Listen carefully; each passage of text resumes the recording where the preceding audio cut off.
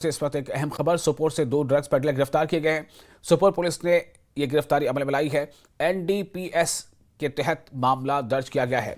2 drug peddler से गिरफ्तारी हुई है। जम्मू कश्मीर के सोपोर से बड़ी खबर। ड्रग्स के खिलाफ लगातार पुलिस जो है वो हरकत में है और पुलिस ने ऐसे कई कदम उठाए हैं।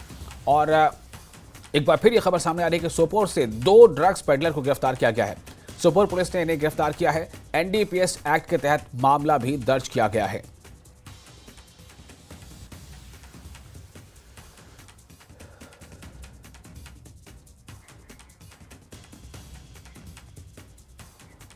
और कुपवाड़ा में बेकन हुकाम की जानिब से सरहदी इलाकों का राब्ता जिला सदर मकाम से बहाल करने के लिए बर्फ हटाने का काम जारी है।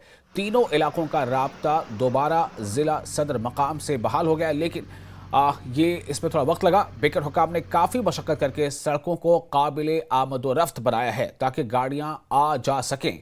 इंतजामिया का कहना है कि 3 बंद पड़ी सड़क राब्तों पर गाड़ियों के चलने की इजाज़त आज दे दी जाएगी।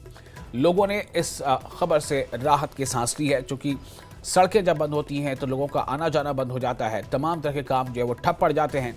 लेकिन अब ये खबर सामने आ रही है कि बर्फ़ हटाने का काम लगभग मुकम्मल कर लिया गया है। कुपवाड़ा में बेकन हुकाम की जानिब से सरहदी इलाकों का राब्ता जिला सदर मकाम से बहाल करने के लिए बर्फ हटाने का काम जारी है। तीनों इलाकों का राब्ता दोबारा जिला सदर मकाम से बहाल हो गया है। बेकन हुकाम ने काफ़ी मशक्कत करके सड़कों को काबिल आमदोरफ्त बनाया है। इंतजामिया का कहना है कि आज 3 बंद पड़ी सड़क राब्तों पर गाड़ियों की चलने की इजाजत दे दी जाएगी।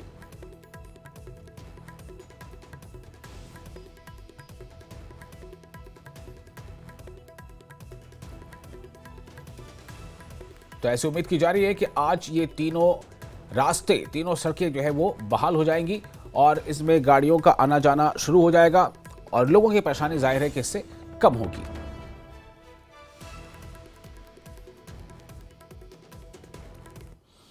करगिल